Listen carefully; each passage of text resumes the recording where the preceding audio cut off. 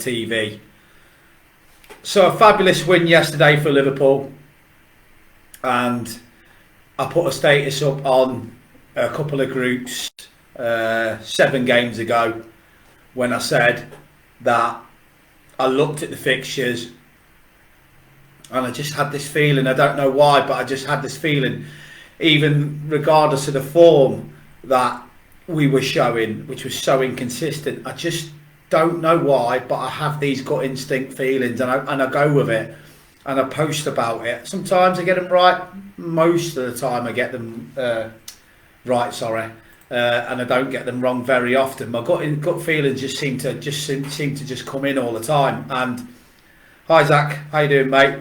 And I just had this sixth sense that we'd win the last 9 games. I don't know what. Well, I say I do know why, because I've been a Liverpool fan for nearly 40 years, and this squad has done enough to earn my, not just, I wouldn't say hope, but my sort of don't ever write us off until it's over. And if we don't finish top 4, I was talking to a mate yesterday who's a Man United fan I've known all my life for a good 30 odd years. I grew up with a lad, and he's a little bit embarrassed. He's a bit embarrassed by the fact that it's as close as it is, because the United fans were completely sort of in cuckoo land, cloud 9 a few months back. They just won the League Cup. They were still in every competition. They were a couple of points off the title race. They really believed that they were back and that Liverpool were finished. Fast forward a few weeks, and we've now reduced the gap from, I think it was 12, 13, 14 points to 1. And that is incredible. And yesterday we secured Europe, and I was buzzing. And so was Jurgen. You could see Jurgen after the game. He went, yeah, really happy now because we've secured Europe. And what he means by that is, when the discussions and the meetings with John W. Henry happened, Liverpool was sitting in 11th position, right? 11th.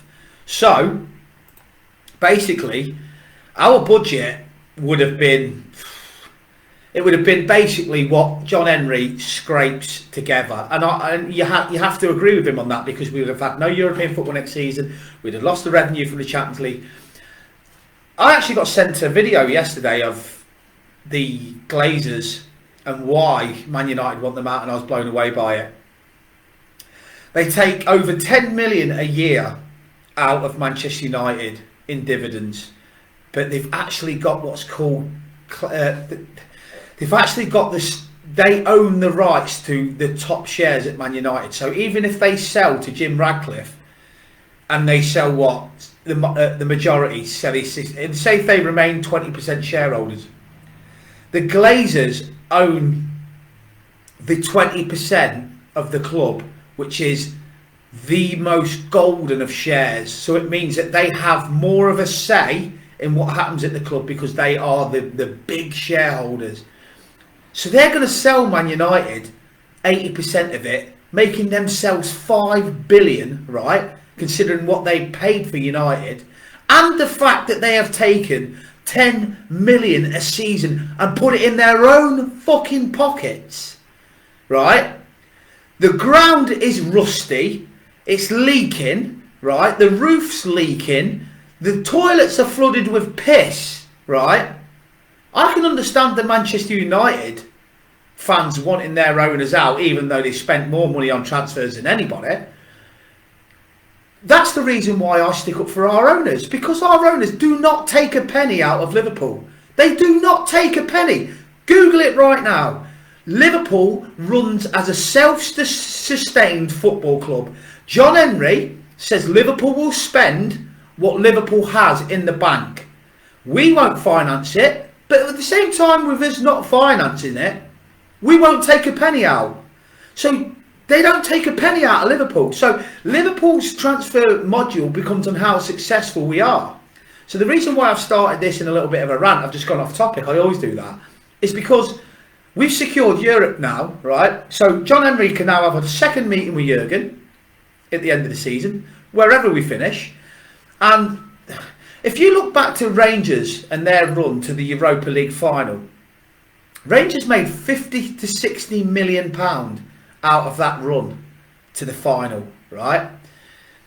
They then got the Champions League the following season, right? And I think they got another 40 million. Now, I don't know if you know this, but I listen to TalkSport every day, and TalkSport have just announced that from not this season, but the following season, the Champions League revenue goes up by an extra 38%.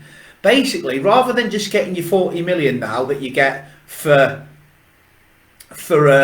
basically getting in the Champions League, Liverpool would get the 40 million, no, not 40 million, they'll get, actually, I think it's got up by another 18 million each. So Liverpool will then get 58 million, right, if we get in the Champions League the following season.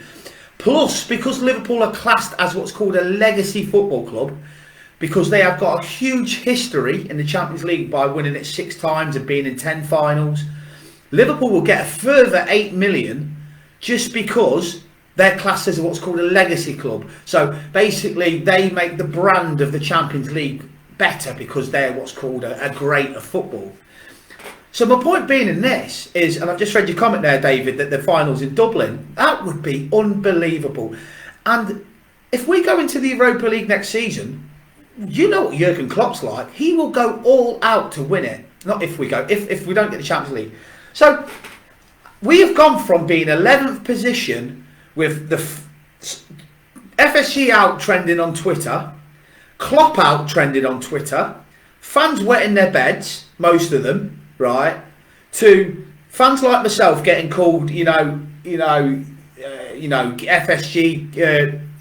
sucks up to FSG, blah blah blah. No, I don't. What I am is I don't mean to blow my own trumpet here, but I am a absolute football fanatic, right? I don't just watch Liverpool. I'm going to be watching the Milan derby later. I watch all the championship games, Bundesliga football, Serie A, French league, everything, right? I've seen a lot of football. If I'm not watching football, I'm playing it. And if I'm not playing it, I'm sat on Football Manager, currently Scunthorpe United at the moment. But what I'm saying is I looked at that Liverpool squad, and I said this to my mate the other day, and he's a blue. I said, you all thought we were finished, didn't you? And he said, yeah. You look like everyone was talking about this 7th season, syndrome of Klopp and all that. I looked at that team and I went, they're fucked. But I don't mean fucked as in it's over. I mean, they just literally are physically done. So what's happened is, we were really shit leading up to the World Cup, right? Because we had played 63 games in the previous season, nearly won the quadruple and got to the very last kick of the ball of any single... If you were going to get a computer to computerise every single maximum football match that you could play in the season, Liverpool got that print out and they played every game, right? We then had that mid-season World Cup, right? Look at Liverpool right now with Diego Jota back. Look at Liverpool right now with Luis Diaz back. These are major players for us. Major. Curtis Jones back. Curtis Jones is like a new signing. Luis Diaz is like a new signing. Diego Jota is like a new signing. So all of these fans, when we were going through a storm, like the motto, when you walk through a storm, all of these fans were forgetting that. They were forgetting that we had Jota, that we had Diaz, that we had Jones. They were just injured. They wasn't there. So they were just wanting us to go and throw 100 million to try and sort it. Throw another 100 million to try and sort it. Now, what you'll get is you'll still get them fans now still wanting Liverpool to spend 200-300 million. We probably will spend close to 200 million. I still think we will. But we won't need to panic. We don't need to panic now because we have a great squad. And what's happened is Klopp's got his best players back. And now he's sport for choice. Look at the subs that came on yesterday. Look at the strength in our team. The reason why we will bring in 3 or 4 or 5 players this summer is because we've got 4 or 5 or 6 leaving, right? They're leaving. So we've got to replace them to keep the squad as strong as it is. Now that we're going to be in the minimum of the Europa League, we're going to be able to sort of like give a lot of people games. So my point is this, right? Liverpool are a successful, absolutely world-class run football club, and I love it. I actually was thinking the other day, I hope I don't get this wrong about FSG because I have backed them to the hill all the way, and I know I won't, and I'll tell you why. I actually closed my eyes for 30 seconds and I went, Just go back to 2011 when we had Hicks and Gillette, when we had all these promises about a new stadium being built, and we had this. And I remember the court scene. I remember John Henry coming out of court, and he just did that little thumb up. He saved our football club, and I don't forget shit like that. I'm not a glory hunter. I'm not a plastic fan, right? I don't forget things like that. If you think for 1 minute that all these memories we had in the last 5 or 6 years isn't because of what happened in that courtroom, then you're deluded. Because I'm telling you now, it is. I was actually writing down pros and cons of FSG, and here's the pros, right? £267 million worth of debt was saved, right? Was cleared, right? They bought us for 300 million. They've now made us worth 5 billion, 4 to 5 billion, right? Anfield was currently sat at 44,000. It was a shoebox stadium. It was falling. It was just old. It was backdated. These owners didn't come in and say we're going to put the shovel in the sand right now. These owners didn't give us false promises. The first thing John, and I actually watched it back on YouTube the other day. First thing John Henry said was, "This won't happen again. This will not happen again. Liverpool will not be in a courtroom again. They will not be in a courtroom again. We will be run properly. We will not be in debt. We will be run as a world-class football club." And he has stuck to his word, right? And I'll tell you what else we wouldn't have in the last 6 years. We wouldn't have Jurgen Klopp, right? So let's get no mistake about it. They brought in Jurgen, whether you like it or not. They brought him in. Look at Tottenham. Daniel Levy keeps bringing manager after manager after manager. FSG don't. They get the right people in the building to do the right job for us. And Jurgen Klopp is, just imagine life without Klopp. Had John Henry not bought us, then we wouldn't have the Sadio Manes, the Bobby Firminos, the Mo Salahs, the Jurgen Klopps. The best years of our last, in my whole life, these years have been the best for me. We won the Premier League after 30 years. We have a ground now which is I was at Anfield for the Tottenham game the other week, and I was blown away by the away. I was in the Anfield Road end. That is absolutely unbloody believable what they have built, right? And to be as cold as to say get out of our club because you're not spending money that we can't spend. People always talk about what they spend on players, but I worked this out the other day. They have kept all of bar Coutinho, who more or less went on strike, right? They have kept all of our best players at the club. Mohamed Salah, Virgil van Dijk, Alisson Becker, Andrew Robertson, Fabinho. These are our best players, right? And they have all signed deals which are like £30 million signings. Every time one of them signs on the dotted line, FSG are committing to 30 to 40 million pounds worth of wages for each individual player. 20 to 30 to 40 million pounds of wages. But you don't look at that, do you? Then you don't look at the £110 million for the main stand. Then you don't look at the £60 million for the training ground. You don't look at the £65 million for the Anfield Road end. You just don't look at it. All you want is Jack Grealish coming in for 100 million, or you want 120 million spent on Jude Bellingham. I said this. What we've done is world class. Klopp's looked at it and he's gone, right, I'm telling you this right now. Putting Trent into midfield has just basically got us a better player than Jude Bellingham. I know that's going to be controversial, but if you ask me right now, from what I have seen in these 7 games, would I swap Bellingham just for Trent? Not on about in other positions in the midfield. For Trent now, I watched Dortmund the other day. Bellingham cannot do what Trent can. Oh, he's good on the ball, don't get me wrong, but I'm not being funny. Everyone's saying, look at how well he's playing in Germany. Go and look at Naby Keita's goal record and Naby Keita's statistics in Germany. They are unbelievable. He was getting over double figures for goals and assists, and he's come to England and he's been bollocks. He's been pony. And listen, I'm not saying Bellingham's not a great player, because he is. I'm not stupid. But all I'm saying is if Klopp can do what he's done, which is go and get a right back. If he goes and gets a right back in the summer, right, or let's see what Calvin Ramsey's got. But if we go and buy a right back in the summer, then Trent can go into midfield. If you was going to go and buy Trent Alexander-Arnold now, how much do you think he would cost? 100 million. So basically what I'm saying to you is we don't need to go and buy a £100 million midfielder, because Klopp's just got us one. and he's got us one without even having to spend 100 million. So now what we do is we've got the wages now coming into the kitty from Bobby, from Oxlade-Chamberlain, from Arthur Melo, from Naby Keita. There is millions and millions of pounds a year worth of wages coming back into the kitty. So if it was me now, I would go and buy 3 players. 3. That's it. Right? Possibly get one if it's a free transfer, a couple of free transfers, a goalkeeper and say a centre half, if you can get a centre half. So when I say free, I mean 8 to 10 million. So what I'm saying to you now is you know, it's Liverpool do it. I can't understand our fans. We've got fans now. The transfer window's not even open yet, and we've got fans going, "Oh, here we go."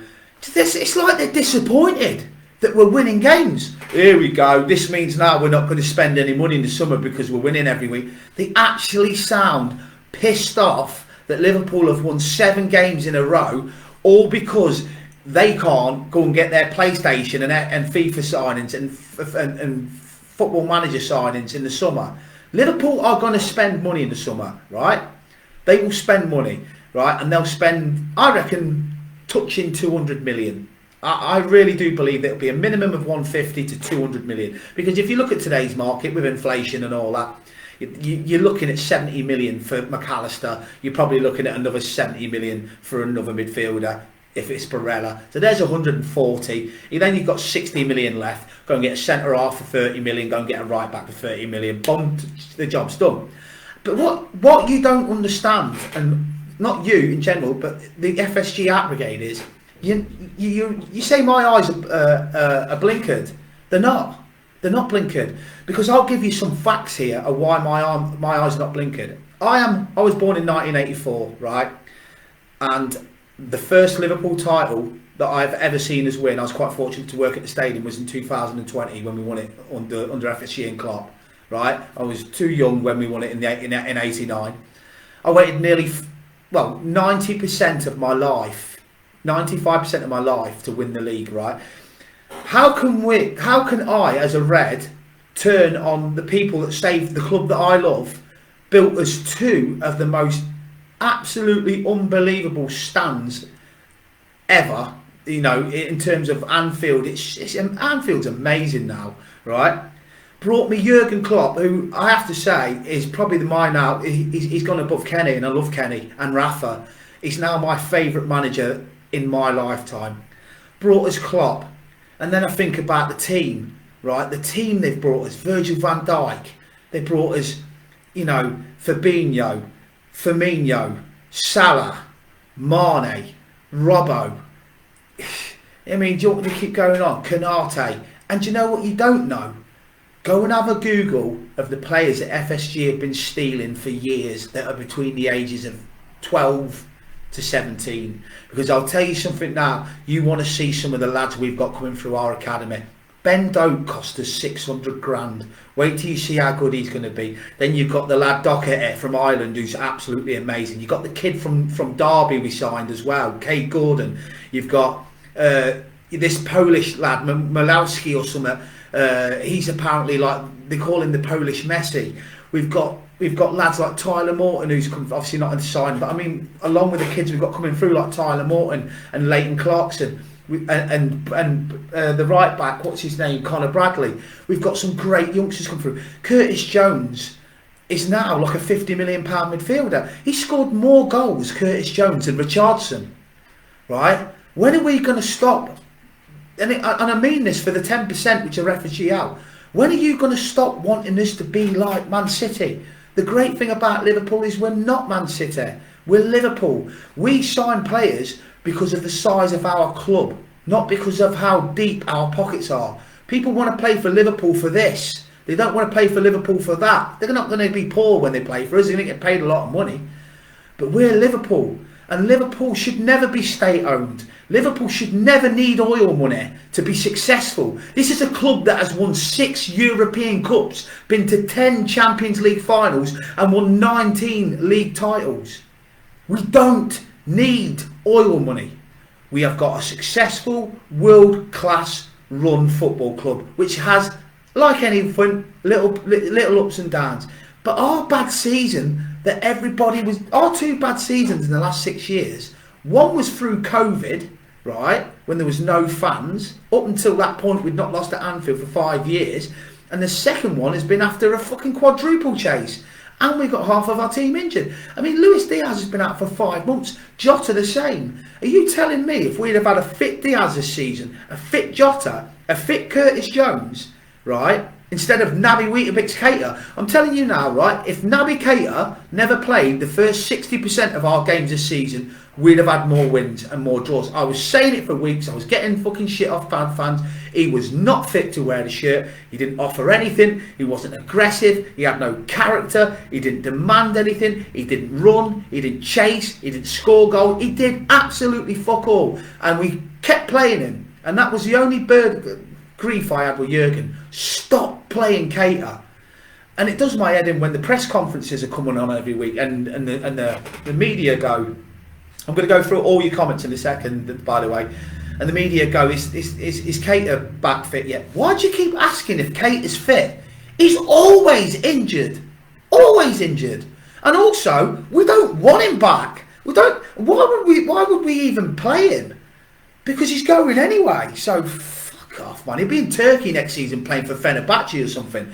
And to give him the number 8 shirt still winds me up, man. That is the most iconic shirt in my life. I know that they say number 7 is with Kenny Dalglish, but to me, Gerrard is my Kenny Dalglish, and to give that man his number 8, it still boils my blood. Do you know, I could have done a better job than Naby Keita. I'd have been running, chasing things down. I'd have been coming off there more or less on the verge of a heart attack, because that would have been how fucking much I'd have ran for that football club that I love. He was just an absolute joke. Anyway, that's when Naby Keita ran out of the way. But all I'm saying is I can see Liverpool now going into a really, really crucial summer. But the good thing is we're not limping into this summer. We're bouncing into this summer. We're bouncing into it on the back of hopefully 9 straight wins. Now, Liverpool can now sit around the negotiation tables and go, right, tell you what's happening. We are going places. If you want to come and join us, then you are going to be part of something special, what we call phase 2 of Jurgen. This is going to be the next great set. I've said this. Klopp's going nowhere, by the way. Anybody that thinks he's leaving in 2024, I'm telling you now, it's not happening. He will stay till he's 60, and then he'll take the Germany job after a year sabbatical. I'm telling you this now. He loves the club. He hinted at it a few weeks back when he said, I've got 10 years in there. And I'm telling you, he meant he wants to stay.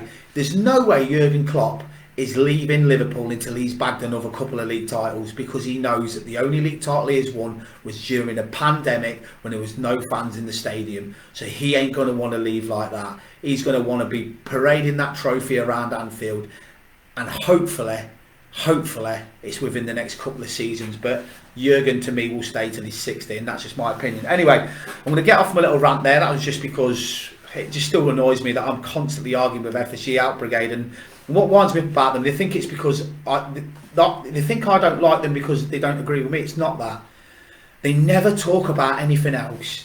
They never ever talk about anything else. It's always about the owners. They never talk about, do you know what, Neil ain't this good at the moment. 7 wins in a row, brilliant.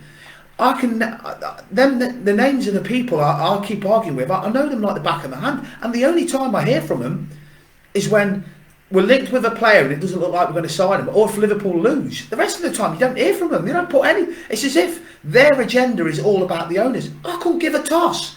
I'm not a chairman, I'm not a boardman, I'm not a sporting director, I'm a fan, a football fan. All I give a shit about is Liverpool on the pitch, right? In the summer, we'll deal with that when the summer comes. And if Liverpool go out for players in the summer, I'm quite confident that we'll get it right, because we normally always do. So leave it to them. Don't predict how much we're going to spend in the summer. Don't predict, as in say, oh, here we go, we'll get James Milner signed. And do you know what pisses me off about that as well? Them fans that want Milner out the door, he's going to be a big miss. James Milner is going to be a big miss when he goes, because he is an absolute leader. And do you know what? He's probably seen all the abuse he gets now on fucking social media when he's in the starting 11. That all the idiots angry emoji him and all that, and people just going, "Oh God, have passed it. Here we go. Milner's going to be playing till he's in his 50s." It's embarrassing. Milner plays for Liverpool because he's the fittest player, bar none, in the Premier League. Nobody's fitter than James Milner. I'll tell you how I know that. He wins the test every summer in pre-season for running. He beats 20-year-olds, and also he's been playing in the Premier League since I was 16 years old. He's been playing in the Premier League for 22 years. The man is a machine, and he's going to be a big loss when he goes. I'm telling you now. And people keep talking about Bobby, and we all love Bobby Firmino getting a great send-off on Saturday. But tell you what, don't forget about the lads like James Milner as well. Don't forget about the fact the service that he's put in for 7 years. It shouldn't just be all about Bobby. I love Bobby to bits, and he does deserve a big send-off. But so does James Milner.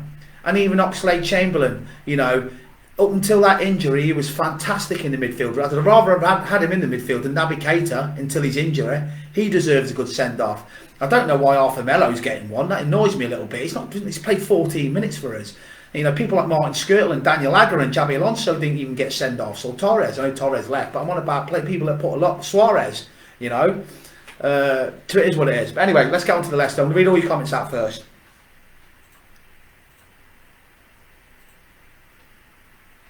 So, Sam Edwards, hi mate, how are you doing today, mate? And I agree with you, mate, and I always support Liverpool till I die. David Patson, very true. Zachary Anthony, cheers, mate. A round of applause.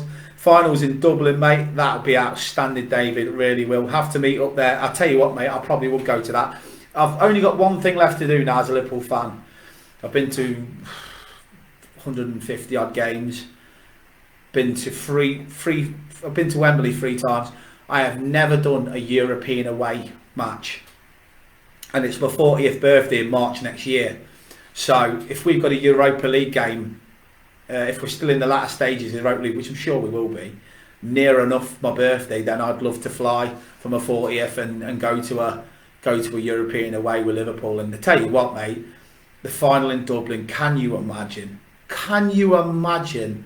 the amount of Liverpool fans there will be in Dublin and in Ireland, with it being across the water as well? Wow, there'll be 100,000. I'm telling you now, there will be 100,000 in the ground and around the ground, without a shadow of a doubt. That's like the Champions League or the Europa League final being in Hampden in Scotland. Can you imagine how many fans would be there if it was at Hampden? So more or less closer than Hampden would be, wouldn't it? So it's amazing. Some Lucas Aid after my little 10 minutes run. Anyway, we'll kick 1 3 comments and then we'll talk about Leicester. FSG lover, sure that was one of them. Yeah, that was one of them, Peter. It was. Football Manager, a winner, mate. Yeah, I'm scum Football United on it, which was quite interesting because what I did when I started FM the other day, I couldn't pick a team, so I pressed pick random. But what I do is dead funny, Peter, mate, is I randomly pick a number first. So I write 7. So then I'll click the mouse. 1, 2. I load up quite a lot of leagues around the world. 1, 2, 3, 4, 5, 6, 7. And it landed on Scunthorpe United. So I took over and I thought, right, okay, we're going to get some players in, try and get some on loan from Liverpool and all that, right? But what does it say? Scunthorpe United have a transfer embargo until the 1st of January. I was like, oh, for fuck's sake. Transfer embargo. So I can't sign a player at all until January, so I'm scraping through with youth players and that at the moment. But yeah, I love Football Manager. It's a great game. I've been playing it since Champ Manager when I was a kid, but yeah, great. Let's go through these, right? 150 million will get the players we need. Can't wait for the transfer window. It's going to be our best one yet, I'm for sure. Peter, I know, mate, you sit on the fence or leaning towards FSG out, mate, and that's your right. But I think you know the same as I do, mate. I think you know there is a big summer coming because, you know, John Henry has come out publicly and said it. We know what we've got to do. And I just think now that John Henry, he doesn't risk the club's money. He doesn't take a penny out. And I think what he's done now, with Klopp now can say, look, I've just got you in minimum in the Europa League, so that guarantees you a group stage at least. You're going to get the money for being in the Europa League. You're going to get the Anfield will be packed. There'll still be 54,000. We'll have the extra revenue of European nights now being at 60. Tell you what, so for all those people watching this now that can't get a ticket, being in the Europa League next season will be the best ever year for you if you haven't been to Anfield or if you can't get a ticket, because I guarantee you this, there will be plenty left for the Europa League and there'll be loads on general sale, and we'll sell out on general sale. Because I remember when we were last in the Europa League, I went to every single game, and I was only a member, you know, every single game. I went to Kazan when it was Klopp's debut, I went to Sion, I think was the other one, was it Sion? Yeah, and I think it was, who was the other team we played? No, we got Dortmund in the knockouts. I think it was Bordeaux. And then I went to this Villarreal and Manchester United. So it was amazing. So Europa League, you will definitely get in the ground. So if I was you and we do get in the Europa League, obviously want to be in the Champions League, then you've got a massive chance of getting tickets. And don't forget that from next season there's going to be an extra 7,000 tickets available. So, you know, domestic cups, FA Cup, League Cup, should be no excuse for you to get to Anfield. There really shouldn't from next season. Just a quick comment going further down. Alonso or Gerrard to be the next manager after Klopp? I'll think about that in 6-7 years when he goes, but Alonso's looking great. Gerrard needs another job and it needs to go successful. Andrew Andy, how you doing, mate? Spoke to you earlier. Obviously you're doing the Liverpool shirts and tracksuits and that, and you've sent me a couple, so as soon as I get them, mate, I will be showing them on my live video. So if you need any shirts, anybody or anything like that, then Andrew's doing them, and he actually sends you a screenshot of your package with the Royal Mail and all that on it, the address, so he actually shows you proof of the order, which is brilliant, because the last person that we can't get hold of, Ian, has done a runner by the looks of it, which has pissed me off because he owes my family a couple of £100 worth of stuff. But that's the way it is, you know, with these, you know, people and that. It can be annoying. He's probably been fucking arrested, but it is what it is. But Andrew Andy seems to be a top lad, and he's been really good with me on WhatsApp and that. So if you need to get Liverpool shirts, if you can't afford the ridiculous prices, then he's on the comments. Get on that, and he seems to be a decent lad. I've been speaking to him today as well. So yeah. So anyway, let's go through the player ratings for Liverpool v Leicester, and I'll finish off the rest of the comments. So Alisson Becker, I thought, was outstanding yesterday. I'll give him an 8 out of 10. I thought he was brilliant. He was playing that sweeper keeper role, and he was outstanding. Trent, 9.5. He was just outstanding. Ibrahima Konate, I thought he had a solid game, clean sheet, 8. Van Dijk, I loved him. Did you see the video of him walking off the pitch when he went majestic? Which I loved, 8. You can't give a defenders anything less than an 8 when they get a clean sheet. Robbo was energetic, powerful down the left, 8. Fabinho, looking back to his old self, 8. Henderson, all over the pitch, 8. Jones, outstanding, 9. Because Trent Alexander-Arnold was my man of the match. Diaz, I thought he was great, left and right. I'll give him a 7. Thought he did really well. Salah, 3 assists, 8.5. Gakpo really played well, held the ball up well, 8. Yeah, that's basically what I'd say for the players. Let's just go through some more comments. Players ratings, I mean. You won't be on the pitch this season, boy, like Ox, can't keep off the table. Yeah, 2 seconds, just nearly exited the video there. So definitely don't want hair model in our club. He can stay at City for 100 million. Yeah, Grealish, yeah. Forgot goalkeeper one off on a free, and the other one's away to Brentford by looks of it. Things are 20 million. You won't be on the pitch, yeah. Les, how you doing, Les, mate? I think they'll both get a big send-off. Neil, yeah, Millie as well, yeah, definitely. Evening, that's funny, laugh out loud nightmare when taking over a team and can't buy anyone. Hoping that will be Man City next year if they can get them done with all them charges. Yeah, that's ridiculous that we're still waiting for their 115 charges to be. I mean, it's like Juventus. I mean, I don't know if you've seen the situation with Juventus. They basically were docked, I think, 9 points. Then they got the points given back to them, which then propelled them up to the top 3. And then now they've just had, I think now they've got another 7 getting taken back off them, which puts Roma into the top. It's absolute farce. So you wouldn't want it like that. But if they get away with this, if they get away with 115 charges dating back to 2011, then I'm sick to death of them. Sick to death of them anyway. I mean, you don't get charged. It's like if you was at the police station and you got charged with 115 charges. the CPS wouldn't charge you unless there was severe evidence against you, because it's got to be enough to get a charge in court. So Manchester City, if they get away with this, have literally bought their way out of it as always. But yeah, anyway, I thought the game yesterday was fantastic.